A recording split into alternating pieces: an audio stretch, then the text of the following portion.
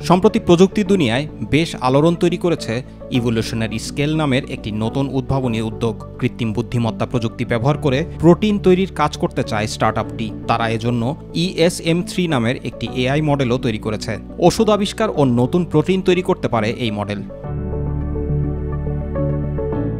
এরই মধ্যে নিজেদের লক্ষ্য পূরণে চিপ নির্মাতা এনভিডিয়ার শাখা প্রতিষ্ঠান এনভেঞ্চার্স, ই-কমার্স সাইট Amazon.com, ওয়েব ভিত্তিক হোস্টিং সেবা গিটহাবের সাবেক প্রধান নির্বাহী কর্মকর্তা সহ বিভিন্ন প্রতিষ্ঠান থেকে $1420 কোটি সংগ্রহ করেছে স্টার্টআপটি। ইভোলিউশনারি স্কেলের সহ-প্রতিষ্ঠাতা ও প্রধান বিজ্ঞানী আলেকজান্ডার রিভস বলেন, আমরা দীর্ঘদিন ধরে প্রোটিন তৈরির জন্য কাজ করছি।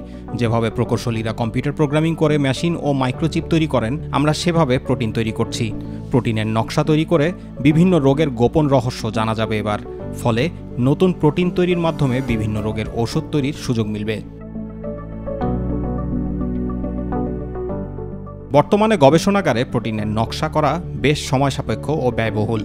মানুষের শরীরে প্রোটিন নিয়ে পরীক্ষা চালানোর পদ্ধতিও বেশ জটিল। প্রোটিনের নকশা তৈরির জন্য বিশাল একটি তথ্য ভাণ্ডার তৈরি করেছে ইভোলিউশনারি স্কেল। এই তথ্য ভাণ্ডারে বিভিন্ন তথ্য ব্যবহার করে ESM3 নামের AI মডেলটি নতুন প্রোটিনের ক্রম তৈরি করবে।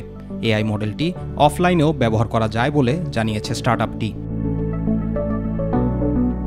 বিজ্ঞানী রিভস 2019 সালে ফেসবুকের মূল প্রতিষ্ঠাতা মেটার AI রিসার্চ ল্যাব ফেয়ারে নতুন প্রোটিন তৈরির জন্য জেনারেটিভ AI মডেল নিয়ে গবেষণা করেছেন। পরে মেটা থেকে বের হয়ে নতুন করে গবেষণা শুরু করেন তিনি। তারই নেতৃত্বে AI মডেলের মাধ্যমে সবুজ ফ্লোরেসেন্ট প্রোটিনের একটি নতুন রূপ তৈরি করেছে ইভোলিউশনারি স্কেল। এই প্রোটিন প্রবাল ও জেলিফিশের আলোকিত রঙের উজ্জ্বলতার জন্য ভূমিকা রেখে থাকে। জুবাইর রহমান, মাই টিভি নিউজ।